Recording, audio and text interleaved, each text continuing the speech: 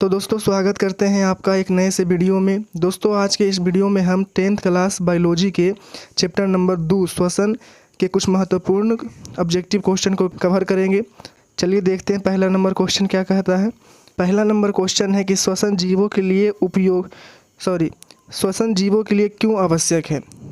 तो ऊर्जा प्राप्त करने के लिए, या फिर भोजन पकाने के लिए, या फिर मत्स्य मल त्याग करने के लिए, या फिर रक्त निर्माण के लिए। तो हम लिखेंगे कि जीवों के लिए जो श्वसन है वो ऊर्जा उत्पादन के लिए क्या है, आवश्यक है। ठीक है, अगला नंबर क्वेश्चन देखते हैं।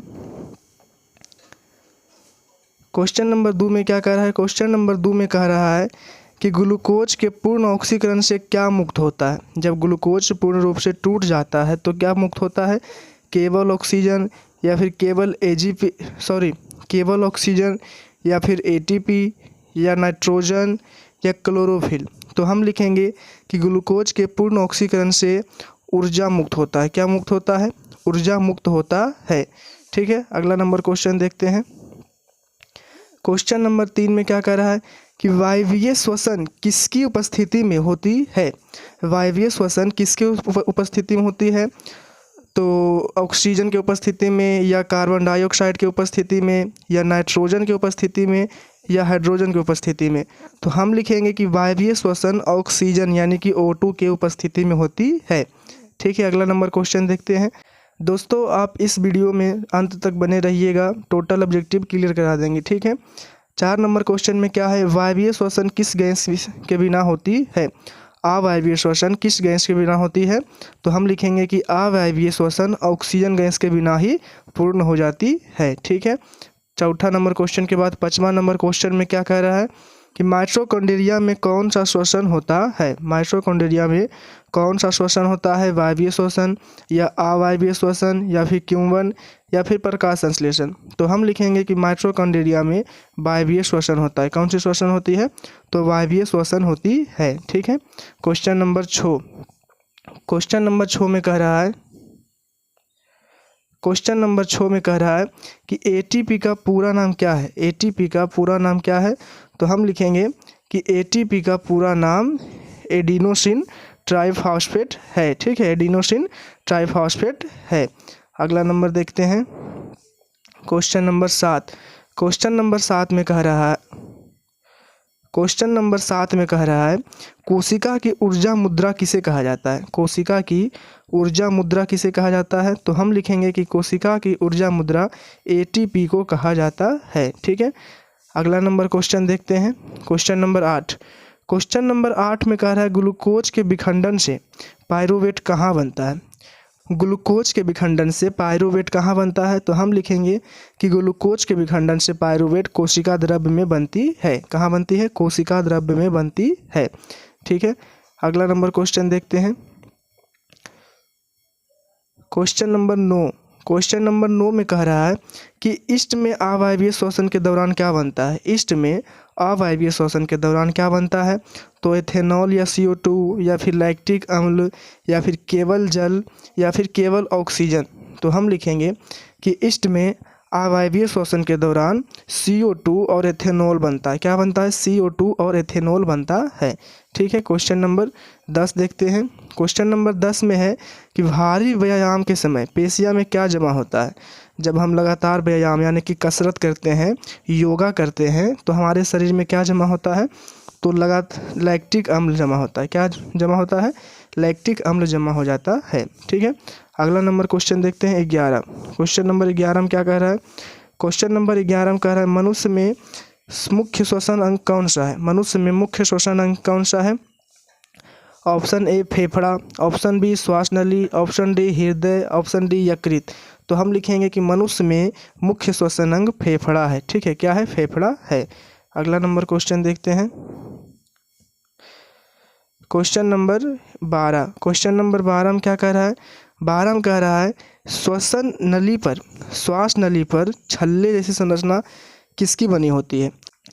श्वास नली पर जो छल्ले जैसी संरचना होती है वह किसकी बनी होती है, तो हम लिखेंगे कि वह उपस्थिति की बनी होती है। किसकी, उपस्थिति की बनी होती है।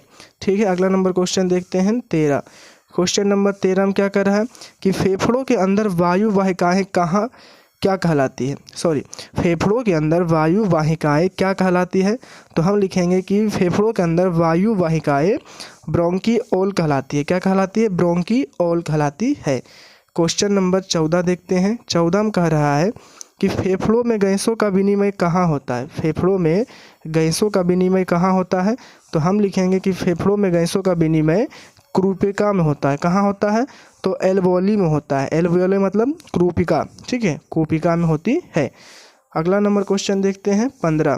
क्वेश्चन नंबर 15 में कह रहा है कूपिका की सतह कैसी होती है? कूपिका की जो सतह है वह कैसी होती है? बहुत पतली या कोशिका युक्त, या फिर मोटी और कठोर, या फिर वायु युक्त से सूखी, या उपस्थीयम? तो इसका आंसर हो जाएगा बहुत पतली और कोशिका युक्त होती है। ठीक है, कूपिका की सतह कैसी होती है? तो बहुत पतली और कूपिका कोशिका युक्त होती है। ठीक है, अगला नंबर क्वेश्चन देखते हैं। 16 में कह रहा है कि रक्त में ऑक्सीजन का परिवहन कौन सा वर्णक करता है? रक्त में ऑक्सीजन का परिवहन कौन सा वर्णक करता है? तो हीमोग्लोबिन। ठीक है, आरबीसी में जो रक्त को एक जगह से दूसरे जगह तक ले जाता है तो रक्त में क्या होता है? हीमोग्लोबिन होता है। क्या होता है? हीमोग्लोबिन होता है। ठीक है, अगला नंबर क्वेश्चन देखते हैं। Question number 17। क्वेश्चन नंबर 17 में कह रहा है हीमोग्लोबिन की किस तत्व से प्रतिबंधुता होती है? हीमोग्लोबिन की किस तत्व से प्रतिबंधुता होती है? तो ऑक्सीजन से, या नाइट्रोजन से, हाइड्रोजन से, हीलियम से? तो हम लिखेंगे कि हीमोग्लोबिन की ऑक्सीजन से प्रतिबंधुता होती है। अगला नंबर क्वेश्चन देखते हैं 18। 18 में कह रहा है कि वक्ष गुहा के नीचे स्थित पेशीय अच्छाद क्या कहलाती है? ठीक है, वक्ष गुहा के नीचे स्थित पेशीय अच्छाद क्या कहलाती है?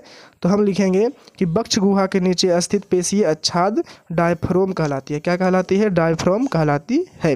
ठीक है, अगला नंबर क्वेश्चन देखते हैं 19। क्वेश्चन नंबर 19 में कह रहा है सांस अंदर लेने पर डायफ्राम की गति कैसी होती है? नीचे की ओर चपटा होना, या ऊपर की ओर उठना, या अस्थिर रहना, या फिर सिकुड़कर गोल होना? तो इसका आंसर लिखेंगे नीचे की ओर चपटा होना। इसका आंसर क्या लिखेंगे? नीचे की ओर चपटा होना। ठीक है, अगला नंबर क्वेश्चन देखते हैं। क्वेश्चन नंबर 21 में कह रहा है पौधों में श्वसन गैसों का आदान प्रदान किसके द्वारा होता है? तो हम लिखेंगे कि पौधों में श्वसन गैसों का आदान प्रदान रंध्र द्वारा होता है। किसके द्वारा होता है? तो रंध्र द्वारा होता है। अगला नंबर क्वेश्चन देखते हैं 22 में क्या कह रहा है कि काष्ठीय पौधों में गैसों का आदान प्रदान कहाँ से होता है? काष्ठीय पौधों में गैसों का आदान प्रदान किसके द्वारा होता है? कहाँ से होता है? तो हम लिखेंगे बात रंध्र द्वारा। बात रंध्र द्वारा। बात रंध्र किसे कहते हैं? तो तना में पाए जाने वाले रंध्र को बात रंध्र कहते हैं। ठीक है, अगला नंबर क्वेश्चन देखते हैं 23। दोस्तों, अगर आपको यह वीडियो अच्छा लग रहा हो तो वीडियो को लाइक कर दीजिएगा हमें सपोर्ट करने के लिए। ठीक है, अगला नंबर क्वेश्चन 23 में क्या कह रहा है कि पौधों में श्वसन क्रिया कब होती है? पौधों में श्वसन क्रिया कब होती है? दिन और रात दोनों समय, या फिर केवल दिन में, या फिर केवल रात में, सूर्योदय के समय? तो हम लिखेंगे कि पौधों में श्वसन क्रिया केवल दिन में होती है। कब होती है? केवल दिन में होती है। ठीक है, अगला नंबर क्वेश्चन देखते हैं 24। 24 में कह रहा है कि कीटों में श्वसन तंत्र क्या कहलाता है? कीटों में जो श्वसन तंत्र होता है वह क्या कहलाता है? तो ट्रैकिया, या श्वास नलिका, या फिर गलफड़ा, या फिर त्वचा, या फिर फुफ्फुस? तो हम लिखेंगे कि कीटों में श्वसन तंत्र क्या कहलाती है? तो ट्रैकिया कहलाती है। क्या कहलाती है? ट्रैकिया कहलाती है। अगला नंबर क्वेश्चन देखते हैं। Question number 25। क्वेश्चन नंबर 25 में क्या है? मछलियाँ में मुख्य श्वसन अंग कौन सा होता है? तो लिखेंगे कि मछलियाँ में मुख्य श्वसन अंग गिल्स होता है। क्या होता है? गिल्स होता है। ठीक है, अगला नंबर क्वेश्चन देखते हैं। Question number 26। क्वेश्चन नंबर 26 में क्या कर रहा है? क्वेश्चन नंबर 26 में कह रहा है केंचुआ किस अंग से श्वसन करता है? तो लिखेंगे कि केंचुआ नम त्वचा, यानी कि त्वचा से क्या करता है? श्वसन क्रिया करता है। अगला नंबर क्वेश्चन देखते हैं 27 में है वयस्क मनुष्य में विश्राम में श्वसन दर कितनी होती है? तो लिखेंगे कि वयस्क मनुष्य में विश्राम में श्वसन दर 15 से 18 बार प्रति मिनट होता है। ठीक है, अगला नंबर क्वेश्चन देखते हैं 28 में क्या कह रहा है कि ग्लाइकोलाइसिस प्रक्रिया कहाँ पूर्ण होती है? तो लिखेंगे कि ग्लाइकोलाइसिस प्रक्रिया कोशिका द्रव्य में पूर्ण होती है। कहाँ पूर्ण होती है? कोशिका द्रव्य में पूर्ण होती है। अगला नंबर क्वेश्चन देखते हैं। क्वेश्चन नंबर 29 में क्या कह रहा है? 29 में कह रहा है कि क्रेब्स चक्र श्वसन के किस चरण से संबंधित है? तो लिखेंगे क्रेब्स चक्र श्वसन के वायवीय श्वसन से क्या है, संबंधित है, वायवीय श्वसन से संबंधित है। अगला नंबर क्वेश्चन देखते हैं 30, और यह इस चैप्टर का लास्ट ऑब्जेक्टिव है। फेफड़ों को सुरक्षित रखने वाली झिल्ली क्या कहलाती है? फेफड़ों को सुरक्षित रखने वाली झिल्ली क्या कहलाती है? तो फुफ्फुस आवरण यानी कि प्लूरा, ठीक है, प्लूरा कहलाती है। दोस्तों, अगर आपको यह वीडियो अच्छा लगा हो तो इस वीडियो को लाइक और हमारे चैनल से इसी प्रकार जुड़ कर पढ़ने के लिए इस चैनल को सब्सक्राइब जरूर कर ले। दोस्तों, अगर आप मेरे वीडियो को लाइक करते हैं, सब्सक्राइब करते हैं वीडियो चैनल को, तो हमें मोटिवेशन मिलता है और हम आपके लिए लगातार वीडियो लाने का पूरा प्रयास करते हैं।